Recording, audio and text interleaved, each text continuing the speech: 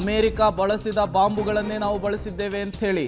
ದೋಹಾದ America ವಾಯುನೆಲೆ ಮೇಲೆ Iran ದಾಳಿ, high level meeting ಅನ್ನು ಕರೆದಿದ್ದಾರೆ ಡೊನಾಲ್ಡ್ ಟ್ರಂಪ್ ಅನ್ನೋದು ಗೊತ್ತಾಗ್ತಾ ಇದೆ.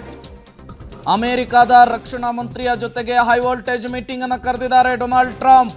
ವೈಟ್ ಹೌಸ್ನಲ್ಲಿ ಸಭೆ, ಸಿಚುಯೇಷನ್ ರೂಮ್ನಲ್ಲಿ ಟ್ರಂಪ್ ಮಹತ್ವದ ಮೀಟಿಂಗ್ ಅನ್ನು ನಡೆಸಲಿಕ್ಕೆ ಮುಂದಾಗ್ತಾ ಇದ್ದಾರೆ. ಇದು ಈಗ ಕುತೂಹಲ ಕಾರಣವಾಗ್ತಾ ಇದೆ. ರಕ್ಷಣಾ ಕಾರ್ಯದರ್ಶಿ ಪೀಟ್ ಹೆಕ್ಸೆತ್ ಮತ್ತು ಜಂಟಿ ಮುಖ್ಯಸ್ಥರ ಜೊತೆಗೆ ಈಗ ಡೊನಾಲ್ಡ್ ಟ್ರಂಪ್ ವೈಟ್ ಹೌಸ್ನಲ್ಲಿ ತುರ್ತು ಸಭೆಯನ್ನು ಕರೆದಿದ್ದಾರೆ ಅನ್ನೋದು ಗೊತ್ತಾಗ್ತಾ ಇದೆ. ಪರಿಸ್ಥಿತಿಯ ಮೇಲ್ವಿಚಾರಣೆಯ ಬಗ್ಗೆ, ಇರಾನ್ ನಡೆಸ್ತಾ ಇರುವಂತಹ ಅಟ್ಯಾಕ್ನ ಬಗ್ಗೆ ಎಲ್ಲದರ ಬಗ್ಗೆಯೂ ಕೂಡ ಮಾಹಿತಿಯನ್ನು ಡೊನಾಲ್ಡ್ ಟ್ರಂಪ್ ಪಡೆದುಕೊಂಡಿದ್ದಾರೆ. ಅಮೆರಿಕದ ಮುಂದಿನ ನಡೆ ಏನು ಅಂಥೇಳಿ, ಕತಾರ್ನ ಅಮೆರಿಕ ವಾಯುನೆಲೆ ಮೇಲೆ ಇರಾನ್ ಡೆಡ್ಲಿ ಅಟ್ಯಾಕ್ ಅನ್ನು ಮಾಡಿದೆ, ವಾಯು ಪ್ರದೇಶವನ್ನು ಬಂದ್ ಮಾಡಿದೆ ಬಹ್ರೇನ್ ಅನ್ನುವಂತಹ ವಿಚಾರ ಕೂಡ ಗೊತ್ತಾಗ್ತಾ ಇದೆ. ಸಿರಿಯಾದ ಅಮೆರಿಕ ವಾಯುನೆಲೆ ಕೂಡ ಫುಲ್ ಅಲರ್ಟ್ ಆಗಿದೆ.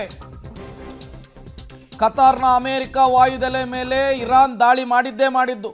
ಮಿಡಲ್ ಈಸ್ಟ್ನ ಹಲವು ದೇಶಗಳಲ್ಲಿರುವಂತಹ ಅಮೆರಿಕದ ಸೈನಿಕರು, ಅಮೆರಿಕದ ವಾಯುನೆಲೆಯಲ್ಲಿರುವಂತಹ ಅಮೆರಿಕದ ಆರ್ಮಿ ಈಗ ಅಲರ್ಟ್ ಆಗಿದೆ ಅನ್ನೋದು ಗೊತ್ತಾಗ್ತಾ ಇದೆ. ಹಾಗಾಗಿ ಅಮೆರಿಕದ ನೆಕ್ಸ್ಟ್ ಮೂವ್ ಏನಾಗಿರುತ್ತೆ ಅನ್ನೋದು ಈಗಿರುವಂತಹ ಪ್ರಶ್ನೆ. ಏಕೆಂದರೆ ಮೇಕ್ ಇರಾನ್ ಗ್ರೇಟ್ ಅಗೇನ್ ಅನ್ನುವಂತಹ ಸ್ಲೋಗನ್ನೊಂದಿಗೆ ಇರಾನ್ ಮೇಲೆ ಅಟ್ಯಾಕ್ ಮಾಡಿತ್ತು.